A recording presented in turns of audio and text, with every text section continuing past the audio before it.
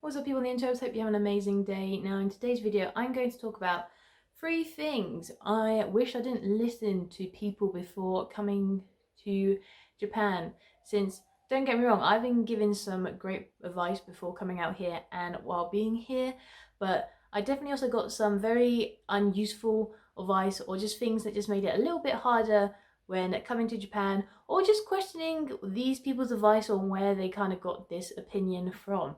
So let's jump into today's video. So the first one is I got told to bring sunscreen from my home country, since the sunscreen in Japan is not very good. Granted, I think this one is the biggest lie out there. I think Japan sunscreen is 10 times better than England's sunscreen, since what I really like about Japan is it has a lot more spray on sunscreen, which I really like. I'm not a big fan on the cream ones that you have to kind of rub on your body, since one, I'm always paranoid I'm gonna miss a section, and also I'm also not a big fan on how sometimes the cream kind of feels on my face. My face always feels kind of really oily and glossy afterwards. I'm not a big fan on that.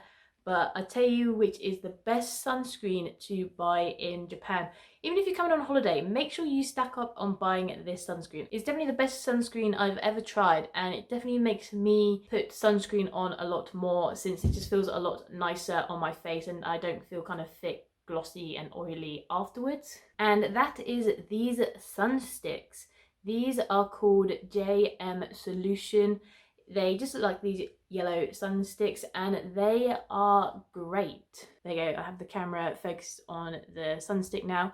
But these are great, I love them, especially for applying on your face. You literally just pull the tap off, you scroll the bottom, and it is just this kind of yellow stick. And you literally just kind of rub it on your face, through there, on your forehead, and it smells great and it sticks onto your skin lovely, and you don't feel oily or kind of gross afterwards. And what I also really love with this stick is once you put it on, your skin feels really smooth afterwards. So I love these sticks. And also what's very helpful, the stick is slightly curved, so when you're putting sunscreen, especially here on your face, it forms with your face really nicely. And even all these little kind of cracked bits here, it just kind of glides and fits great on your face. So I love these sun sticks. Definitely, if I go back to England, I am taking loads of these home with me as I love them. This is definitely one product I think that needs to come to England ASAP, as these are great. So I have no idea where this person came from of you need to bring sunscreen from your home country, as Japan sunscreen is great. I love their sunscreen out here. Number 2 is placement location for Japan. So if you do not know, I am currently a ALT in Japan and I live in Ehime. So I live on Shikoku. And the amount of sort of negativity I got with this placement before getting here, I was a little bit worried of, okay, this could be a bit of a hard placement. I think for a lot of people, what they don't like with Ehime or Shikoku is it is basically a countryside placement, and travel wise it is a little bit harder because we are not on mainland Japan, we are just off the mainland, so it does take a little bit longer to get to the mainland. But to be honest, I love my placement. I love Ehime. I think it is a great prefecture to be placed in, since I've made so many great friends out here. The countryside is beautiful. I also didn't realise, since I'm very big into Shintoism, that they have the 88 pilgrimage in Shikoku, which one day I want to do while being here. So I don't really get the negativity people have. Obviously, this one is a big factor on a person's personality, where they have come from. I can 100% see for the people who have mentioned Ehime is a hard placement, is if they've been put very in the Anaka of Ehime and not in one of the bigger cities, it is a struggle, especially if they have come from a big city from their home country. And that is one of the biggest trends that I see with people who struggle, is in their home country they live in a big city, where luckily for me in England, I was in the countryside, so I am used to living in a countryside area already.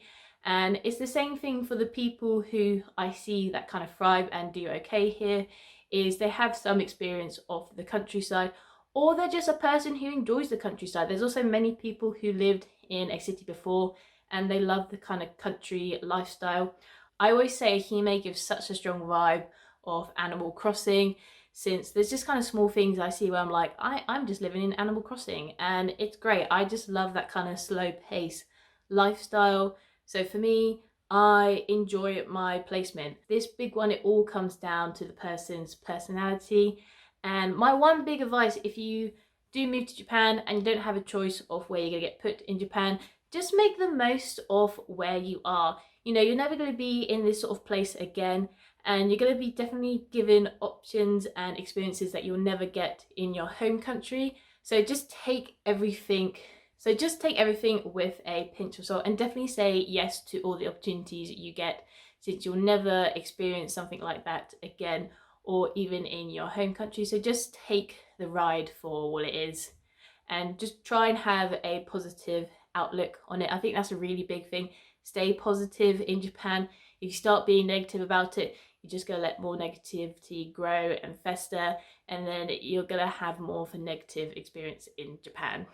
Now the next one is money. Now money's a big one to make sure you try and get organized before coming out Japan, or very early when you arrive.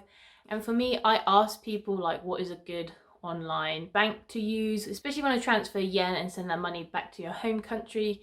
And people told me that Revolut and Wise were good international cards, and I sort of kept asking a lot of people like, which one's better, which one do you prefer?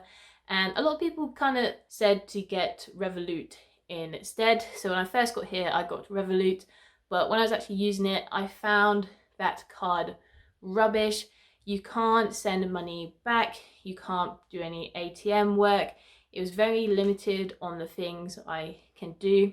So I just wish more people mentioned that Wise was better than Revolut, since Wise is 10 times better, and that is the card, or at least the international online card, to get if you want to live in Japan and you want to send money from your Japan bank to your home country, since this card is so useful.